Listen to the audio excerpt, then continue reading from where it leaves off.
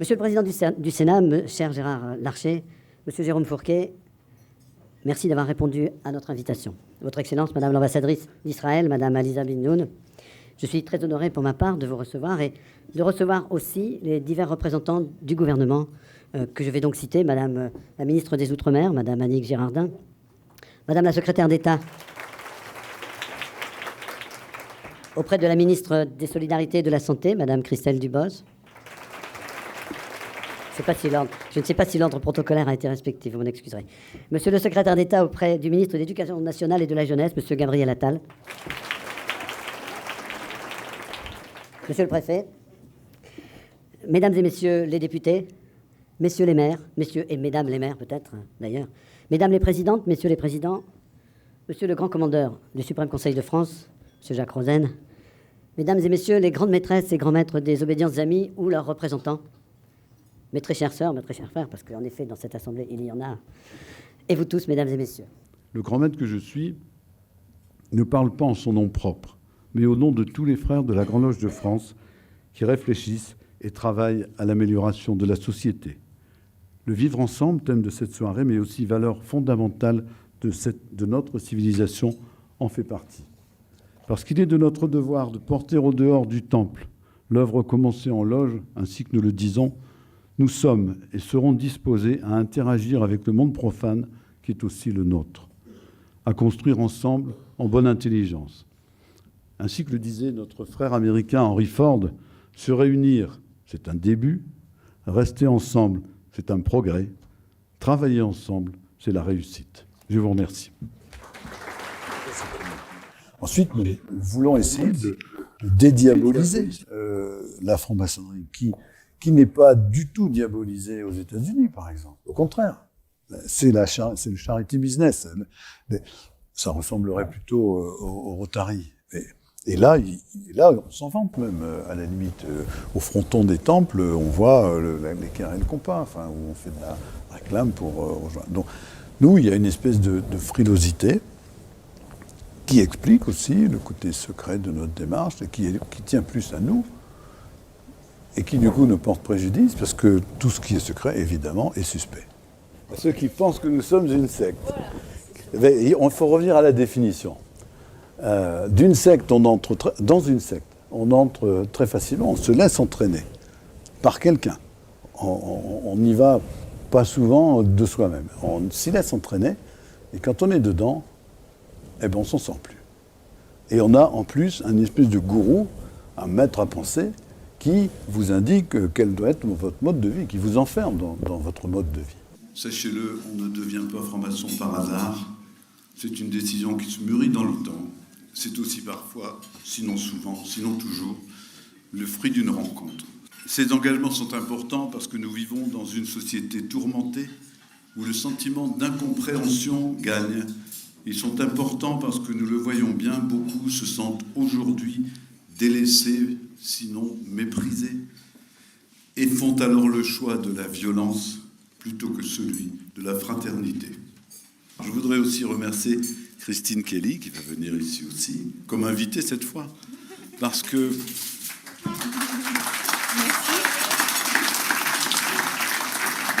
En dehors du fait qu'elle est belle et avenante, en dehors du fait qu'elle parle bien, en dehors du fait qu'elle a su nous présenter comme il fallait, elle est aussi une manière de dire, regardez, autour de moi, il n'y a que des femmes. J'en ai à la Grande Loge quand même. Hein, mais... Vous dites que vous avez accepté, et on vous remercie évidemment, parce que c'est un témoignage extrêmement puissant, pour mettre de la lumière sur des questions qui ont été occultées par les médias, par les enquêteurs. Quel sujet? Que ça vienne de vous, c'est un peu... Je vous vois venir. Mais dites quand même. Il parlait souvent, quand on était à la maison, de la franc-maçonnerie. Dans ses lettres, il faisait référence, qui est là, il faisait référence à un maître qu'il avait et des commandes spéciales. Donc, ce qui laisse supposer que les... Chère Christine Kelly, je voudrais d'abord vous remercier de m'avoir invité en un lieu où initiés et profanes se réunissent pour consolider une république qu'ils souhaitent plus juste et plus humaine. cher grand maître, la table qui nous accueille et que vous présidez porte le nom de Gaston Monnerville. Et portant le nom de Gaston Monnerville, le gaulliste que je suis, occupant son bureau, s'est interrogé et passionné pour la présidence et la vie de Gaston Monnerville. Je vous le dis, parce que naturellement, j'aurais pu avoir un réflexe militant. Mais d'abord, ce grand résistant qu'a été Gaston Monnerville, ce grand républicain, ce grand porteur de la diversité, de par ses origines, qui, comme Félix Éboué, quelque part, portait cette France de la diversité. On a aussi eu des personnes comme Félix Éboué, pareil, qui pendant de nombreuses années ont été présentés comme il fut le premier sénateur africain afrodescendant Félix Éboué est un Guyanais à la base, qui a été ensuite envoyé en Afrique centrale, au Tchad, mais qui avait une influence dans toute la région Congo-Brazzaville aussi, exactement. Et Félix Éboué, lorsqu'il a vu la France être attaquée ou colonisée par l'Allemagne, lui-même qui pourtant était un supplétif de la colonisation française en Afrique, là où vous voyez un petit peu la chose, il a soulevé le peuple, non pas pour que ce peuple-là se décolonise vis-à-vis de la France, non, il a soulevé ce peuple pour que ce peuple-là travaille pour la décolonisation de la France vis-à-vis de l'Allemagne. Donc vous voyez ce que la maçonnerie a pu aussi, de manière idéologique, donner dans l'état d'esprit de personnes qui pourtant étaient éduquées. C'est-à-dire que des personnes comme Éboué étaient des gens éduqués, ce qui montre toujours que l'éducation et l'intelligence sont toujours deux notions très différentes. Blaise Diagne, Félix Éboué étaient des gens extrêmement éduqués, mais éduqués selon un paradigme qui n'était pas celui qui est en harmonie avec la réalité de son propre peuple. Donc quand on est éduqué par un paradigme exogène, on a toujours plus de chances de servir des intérêts étrangers que des intérêts intérieurs. Et on en revient aussi à un autre adage qui dit que lorsque la maçonnerie est venue en Afrique, aux élites africaines, elle n'a pas appris la doctrine qui est celle qui a inscrit quelque part la vision des droits de l'homme, puisqu'on sait aujourd'hui que les droits de l'homme, c'est une doctrine qui a été inspirée, influencée fortement par la bourgeoisie française et par la franc-maçonnerie. C'est quelque chose qu'on dit très peu, mais c'est quelque chose qui était pourtant extrêmement présent. Normalement, le triptyque des droits de l'homme, c'est la liberté, l'égalité et la fraternité. Mais aux élites africaines, la franc-maçonnerie française n'a appris que la fraternité. Mais pas la fraternité d'homme à homme au sens d'égal à égal, mais la fraternité maçonnique. C'est-à-dire qu'il n'y a pas de liberté, puisqu'ils doivent décider d'un certain nombre de choses en fonction des ordres qu'ils reçoivent de leurs co-contractants et des personnes qui les cooptent. Il n'y a pas d'égalité, puisqu'il n'y a pas d'égalité entre le colon et le colonisé. Il y a toujours un qui domine l'autre. Mais il y avait une fraternité. Et la fraternité que la franc-maçonnerie a inculquée au sein des élites, c'était une fraternité maçonnique au sens que, en fonction d'un système de réseau, si celui qui te coopte te dit d'aller à gauche, tu vas aller à gauche. S'il te dit d'aller à droite, tu vas aller à droite. Et il y avait véritablement un jeu de marionnettiste et un jeu de marionnettes. Avant que vous ne recommenciez vos conversations, je suis obligé de faire un mea culpa. On a parlé de Gaston Monnerville, on a parlé de Félix Éboué, et alors de manière très malencontreuse, j'ai sauté une ligne, et je ne voudrais pas que la table Félix Éboué se sente abandonnée ou reléguée. Et je sais que lorsque les commissaires européens sont désignés, ils doivent passer un grand oral. Et à ce grand oral, presque systématiquement, on leur demande s'ils sont francs-maçons.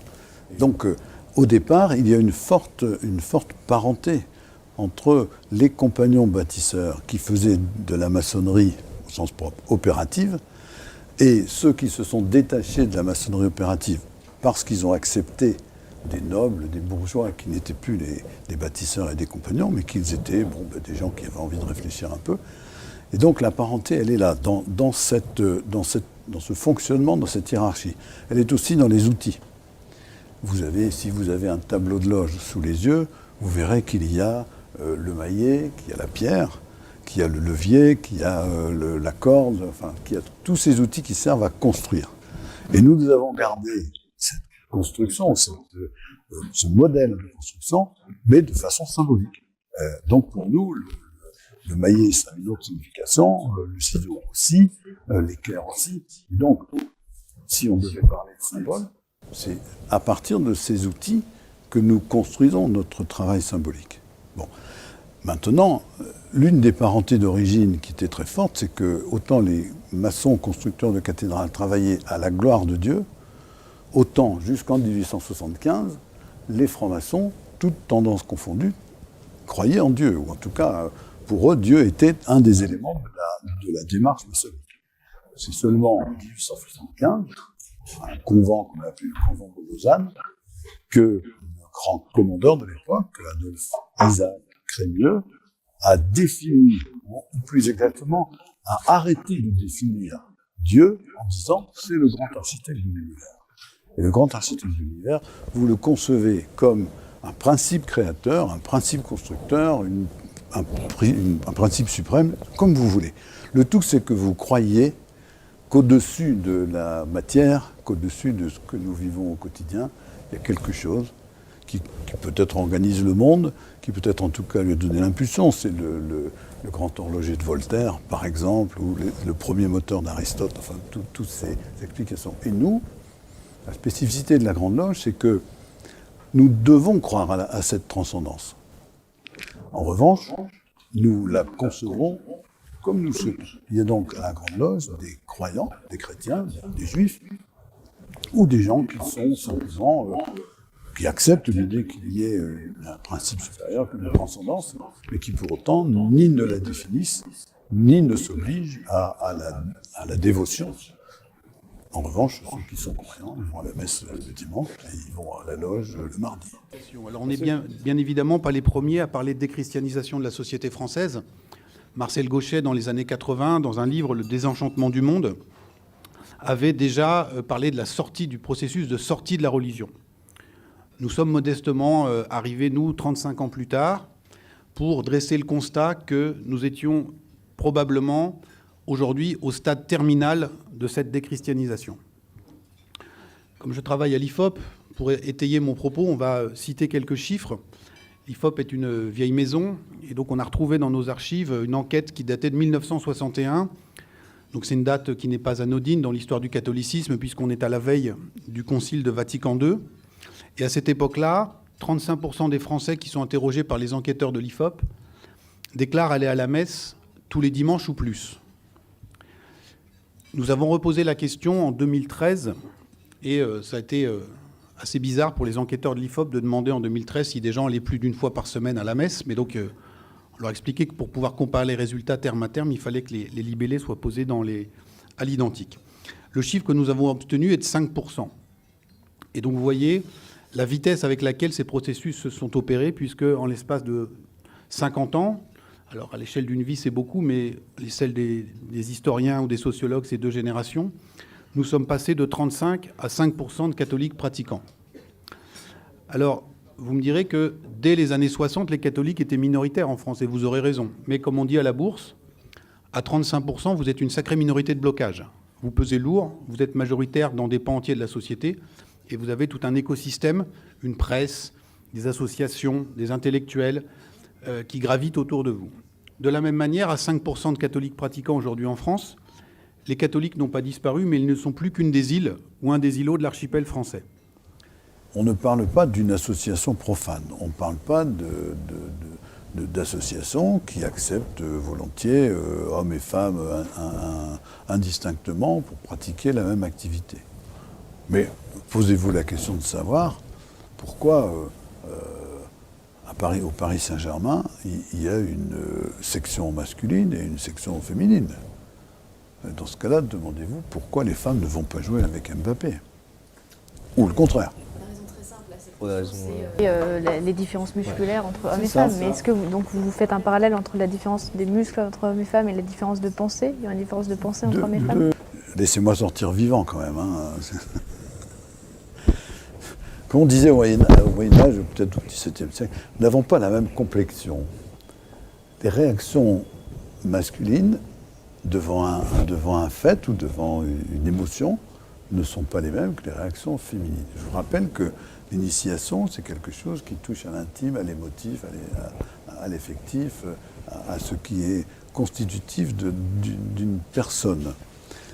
Et nous pensons que l'initiation masculine n'est pas nécessairement à vivre de la même façon que l'initiation féminine. Et nous pensons, pour le bien des uns et des autres, qu'il vaut mieux se retrouver entre femmes dans une initiation féminine et entre hommes dans une initiation masculine, plutôt que de mélanger les deux. Bon, c'est un credo. Peut-être on se trompe, mais en tout cas, on est content d'être comme ça. Il y aurait beaucoup à dire. Dans le livre de Juliette Grange, j'ai été voir tous les sites. Je ne les nommerai pas parce que je les ai trouvés infâmes, donc je ne leur fais pas de publicité. S'il y en a des curieuses, vous prenez le livre de Juliette Grange. J'ai regardé aussi les vidéos qui touchent à Fathia, qui, vous avez vu, a une parole courageuse. J'en ai vu des affamantes, c'est vrai, je ne les nommerai pas non plus. Mais bravo, vous êtes courageuse. Donc on sent bien que sur les réseaux sociaux, il y a une puissance très déstabilisatrice, je crois que c'est comme ça. Voilà. Et je pense que, franchement, il y aura sûrement intervention de la loi, parce que quelquefois, on sent bien que ça va beaucoup trop loin. Pendant ce temps-là, je suppose que pour respecter les lois, les précautions sanitaires, vous avez eu des contacts avec nos gouvernants, les pouvoirs publics? Oui, à vrai dire, ces contacts que nous avions eus en vrai, si je puis dire, avant le confinement, ont été suspendus. En revanche, nous avons envoyé des écrits, nous sommes adressés au pouvoir public, et pour le coup, l'ensemble des obédiences, pour nous assurer que les conditions dans lesquelles nous reprenions nos activités étaient bien conformes à la législation. Nous avons eu ici ou là des confirmations que, bien que étant considérés comme des établissements recevant du public, étant donné que nous ne recevions que des membres de notre association, nous n'étions pas concernés par ces restrictions. En tout cas, pour l'instant. Aujourd'hui. Et donc, vous avez fait ça, Grande Loge de France, mais je suppose que c'est la même chose pour toutes les obédiences. Oui. Parce que j'ai remarqué que toutes les obédiences principales recommençaient leurs travaux à partir du 1er septembre. Nous avons profité de ces circonstances un peu singulières pour nous rassembler, toutes obédiences confondues, et définir des règles communes dans ce que nous avons appelé des réunions interobédientielles en visio, bien entendu, des règles communes aussi bien pour les consignes sanitaires, parce que nous partageons un certain nombre de bâtiments ensemble et qu'il fallait que les règles soient les mêmes pour tous, et aussi au point de vue des rituels, parce qu'il fallait que nous puissions accomplir nos tenues une fois que nous les recommencions, tout en respectant la distanciation, ou les règles nécessaires. Alors parfois ça grince un peu, parce que il n'y a de vrai rituel que le rituel. Mais il faut parfois aussi savoir s'adapter avec les circonstances. Bon, la franc-maçonnerie n'est ni une université, ni une université populaire, ni une académie, un campus, un forum, toutes ces choses. La démarche maçonnique, c'est un dialogue singulier de soi à soi, dans le but de se perfectionner.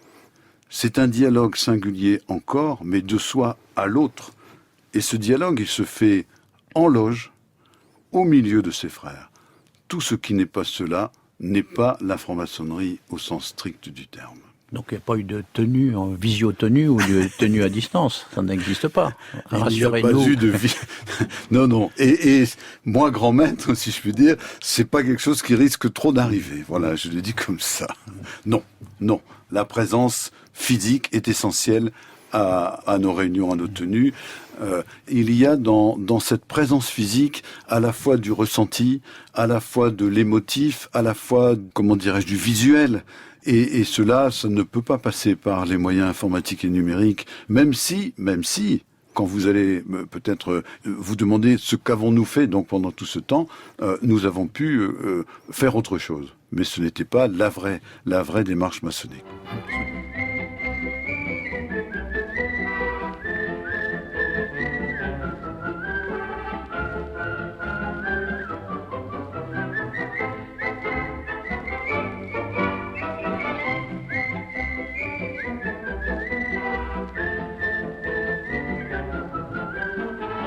Serions des millions de maçons à chanter sous le toit de nos maisons.